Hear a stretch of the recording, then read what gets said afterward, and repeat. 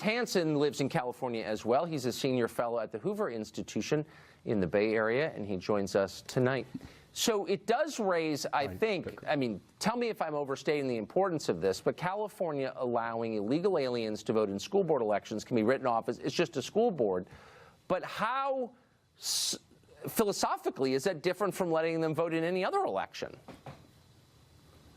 Well, it's the beginning of the erosion of the federal electoral law, as we saw with sanctuary cities, but it's part of a message that we're sending. If you have 500 jurisdictions where immigration law doesn't apply and you start allowing people to vote in local, then it might be state and eventually federal, it sends a message to these caravans that there's already 22 million people here who came illegally.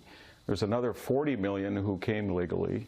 And it's a place where if you get across legally, you're going to be able to function as a citizen. And then they have a lot more, the caravan people have a lot more strategic assessment, a much more astute one than we do. They have, the governments of Central America and Mexico get $60 billion in their remittances. They want it. Employers, it's a boom economy. They need cheap labor.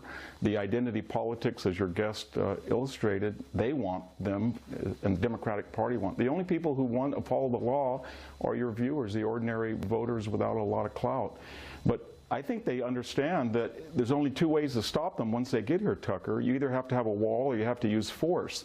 800 soldiers, or even the border patrols we saw with Mexico when they crashed through, is not going to stop them. You need 3 divisions. Right. So we don't have a wall, and the optics of using tear gas or rubber bullets will be as bad as children being separated, and that's what they're counting on. Exactly. What we need is what every country in the world throughout history. Saudi Arabia has a 500-mile wall. Israel has a wall. Greece, Turkey, Eastern Europe. Then it changes the dialectic and it makes them try to come through a physical barrier, and they have to be the aggressor. And usually the people who might get through are going to be young males who are easily more deportable than women and children. But we say to them, here's our wall. We don't want to oppress you.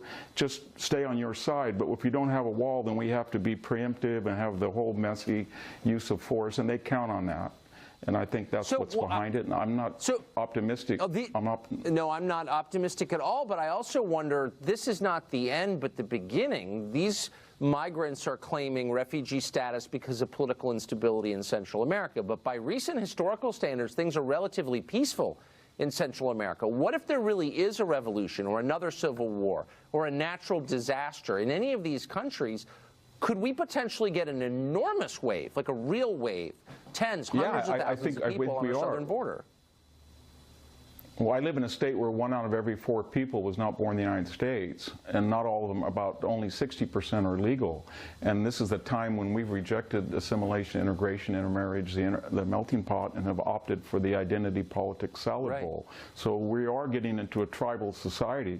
And one final thing about your speaker, he said that this Western civilization in California is sort of an artificial construct, but they have many alternatives of indigenous people. They can make a left turn and go south into Oaxaca and enjoy an indigenous person's paradise. But they're going into an artificial civilization, according to the speaker, that they should detest, because he says it's antithetical to the Native American experience. But when we formed California, there were only 15,000 Mexican nationals in this huge state. It was almost empty.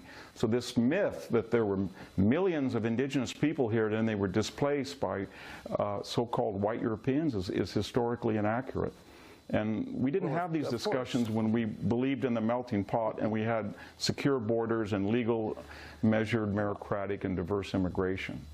Of course, and many Mexican nationals are themselves the descendants of European conquistadors who oppressed the indigenous population. So it's a lot more complicated than we're pretending, as you well know. Professor, thank you. Great to see you, as always. Well, Democrats have been promising America a blue wave for months. Are they going to get it? Some of their wackier candidates may be slowing that wave down. Lisa Booth has been taking a careful look at those candidates, and she joins us after the break. We're, of course, also monitoring the president's rally now ongoing in Charlotte, North Carolina.